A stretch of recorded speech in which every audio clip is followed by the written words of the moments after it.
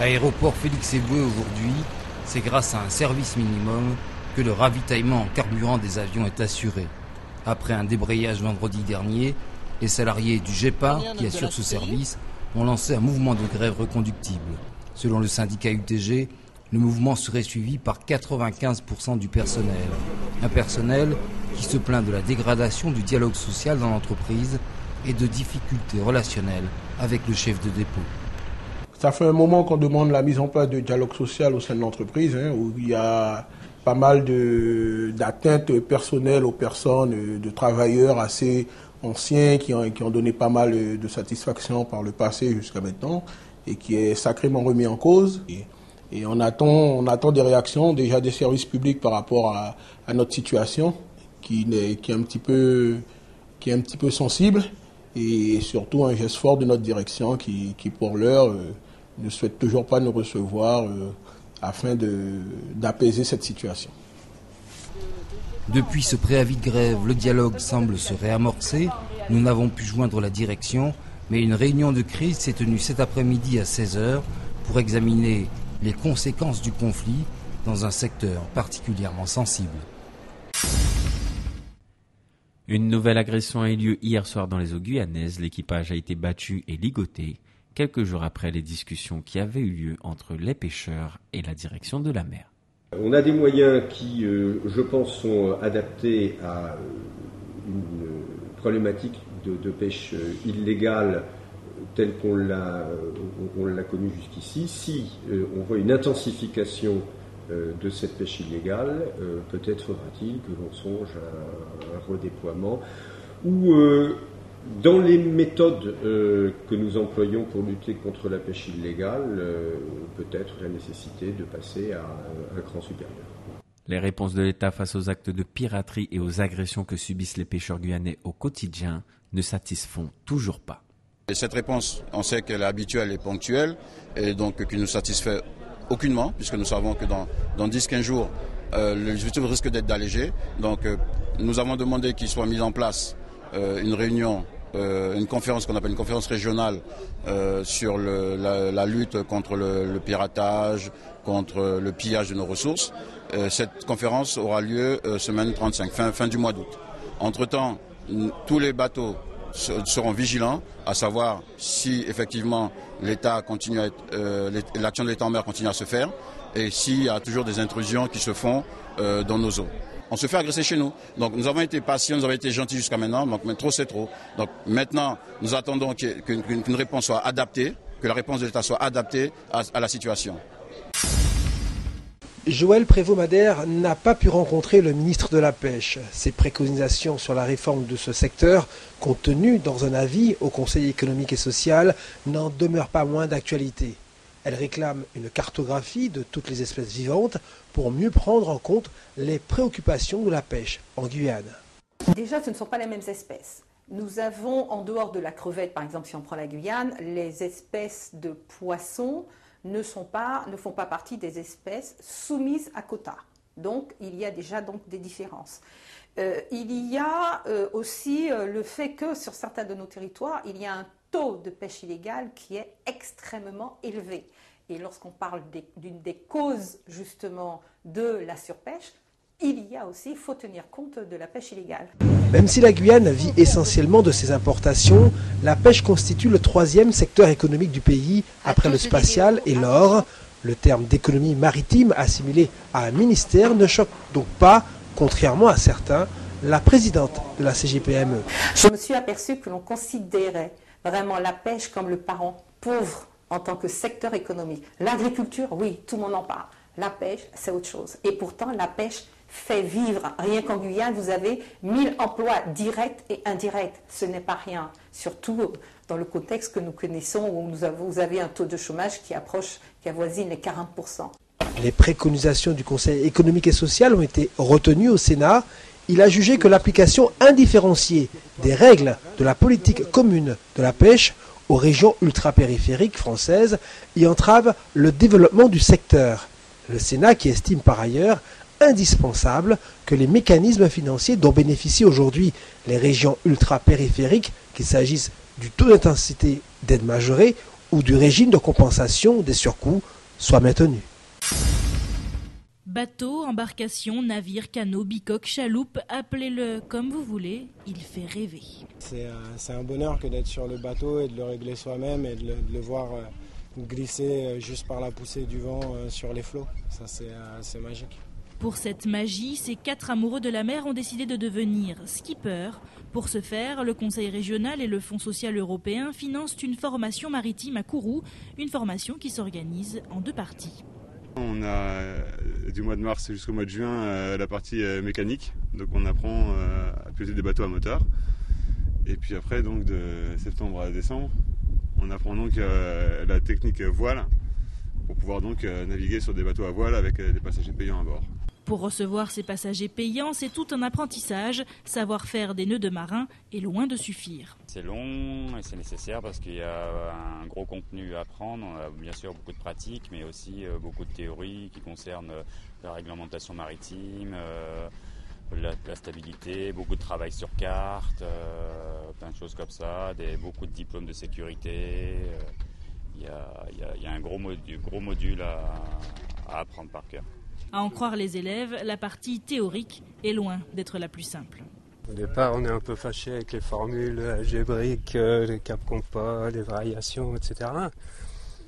Bon, ensuite, il y a tout l'aspect technique, manœuvre, tout l'aspect législation aussi, qui est un peu rébarbatif, mais très important. Les cours sont dispensés au ponton des Balourous, tout récemment rénové par le CNES, mais les infrastructures manquent. Pas d'hébergement pour les stagiaires venus d'autres communes. Le secteur est porteur, mais le développement tarde à venir. Heureusement, certains sont motivés. J'ai un projet professionnel que je voudrais développer sur l'île de Cayenne, qui est un projet de pêche sportive, qui n'est pas exploité sur l'île de Cayenne, alors que la Guyane est classée comme un très très bon spot de pêche sportive, donc il y a un atout. Une idée qui promet de contribuer au développement du maritime en Guyane. Environ 1500 voiliers passent au large de nos côtes sans s'arrêter chaque année. Le secteur a tout à créer et les futurs acteurs de cette économie sont là à attendre que se gonfle la voile du maritime. Rendez-vous très matinal au 27 rue Oudinot entre Gabriel Serville et Victorin Lurel. Une rencontre qui s'inscrit dans le cadre protocolaire d'un député nouvellement élu. Plus d'1 heure d'entretien entre les 2 hommes pour évoquer les grands dossiers de la Guyane, notamment la pêche, l'éducation, les transports, l'économie, la cohésion sociale et bien sûr la grande actualité du moment, la lutte contre l'orpaillage illégal. Ça passera par une coopération plus étroite entre la France et le Brésil et le Suriname. Ça passera par des conditions d'installation d'orpailleurs légaux sur les sites qui sont actuellement minés par les orpailleurs clandestins. C'est aussi la volonté affichée de tarir à la source les sources d'approvisionnement, parce que les orpailleurs, très souvent, ils sont alimentés par des personnes tout à fait légales qui transitent sur les différentes rivières, sur les fleuves de Guyane. Partir à l'assaut de ces problèmes n'est pas s'engager sur un long fleuve tranquille. Le ministre des Outre-mer en a fait sa priorité dans sa feuille de route, mais il doit aussi respecter la lettre de cadrage du chef de l'État et surtout composer avec une conjoncture pas très favorable. Il faut respecter 3% de déficit, 3% du PIB. Il faut respecter les engagements pris au G20. Il faut respecter le retour à l'équilibre en 2017. Donc pour ça, il faut faire des économies de dépenses, trouver des recettes nouvelles. Et lorsque la croissance est à 1%, telle est la prévision, c'est 33 milliards au bas mot qu'il faut trouver. Le moment est donc difficile, l'Outre-mer le sait et prévient Victorin Lurel, il ne résoudra pas les problèmes à coups de tape dans le dos et de pommade. Bon gré mal gré, avec le sourire ou en piétinant, la période des vacances scolaires est aussi celle des courses de rentrée. Mais une réalité s'impose désormais aux parents, la mort lente et implacable des librairies de Cayenne. Et les plus grandes ne sont pas épargnées. En cause, la vente de livres sur Internet depuis la métropole, les délais de paiement des collectivités, gros consommateurs de papeterie, et une inadaptation aux nouvelles attentes des consommateurs.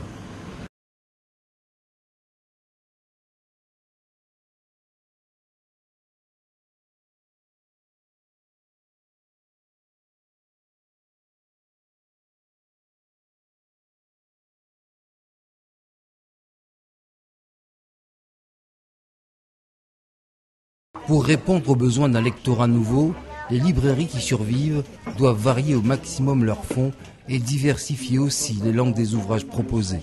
Innovation supplémentaire, Casabule a pris en considération les réalités d'une vie sur un rythme de plus en plus trépidant. Les parents n'ont donc plus à faire la queue pour acheter les indispensables manuels scolaires. Sur le site internet du libraire, vous trouvez les listes de toutes les écoles, collèges, lycées et formations supérieures disponibles en Guyane. En quelques clics, vous effectuez vos achats depuis chez vous, vous payez en ligne et vous n'avez plus qu'à aller sur place en prendre livraison. Autre possibilité, celle de commander un ouvrage manquant qui sera disponible dans les 15 jours. Pour mettre en place ce système de vente en ligne, le commerçant a dû en amont mettre en place toute une organisation.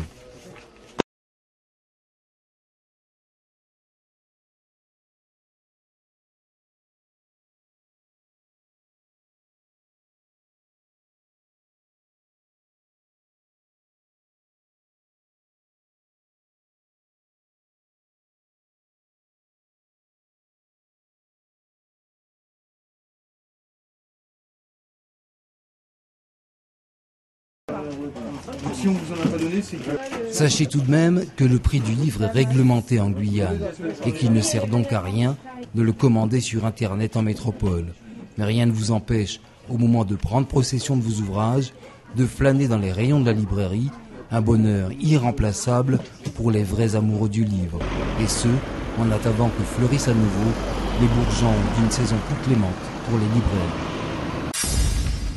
Mouton qui ne bêle pas, paresseux qui fait de l'exercice en permanence, suspendu à ses branches. Le mouton paresseux, certainement l'un des animaux les plus tendres de la terre.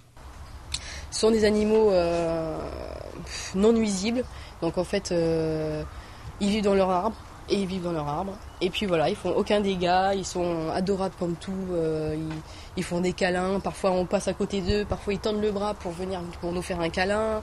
Lui là, ça c'est Timal ça.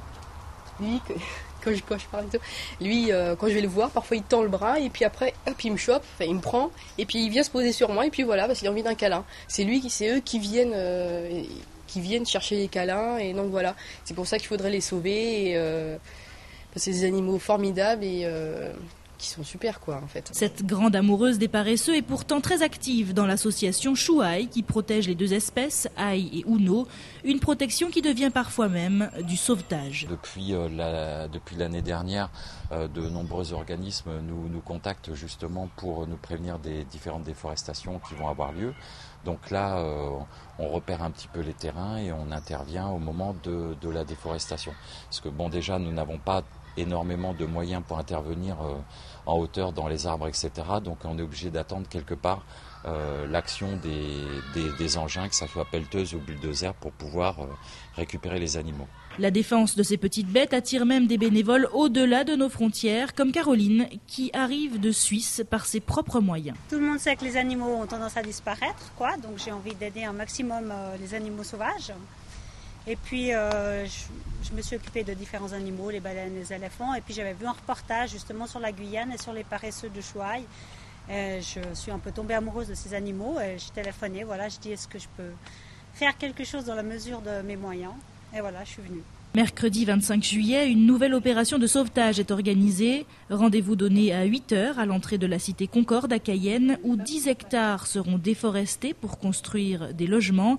Ceux qui seront en revanche délogés, ce sont les paresseux. Les bénévoles seront là pour les récupérer, les soigner et les relâcher dans un autre habitat naturel. Tout le monde est invité à les aider. D'ailleurs, pour ceux que ça intéresse, premier cours de protection des paresseux. Mais on évite de mettre le doigt entre les griffes et la paume, parce que quand il va serrer, ça fait énormément mal. Donc généralement, nous, on va regrouper les griffes, au fur et à mesure, comme ça. Et après, une fois que tout est regroupé, bien regroupé, ça nous permet de pouvoir tenir l'animal et de vérifier s'il n'y a pas la moindre blessure superficielle, etc.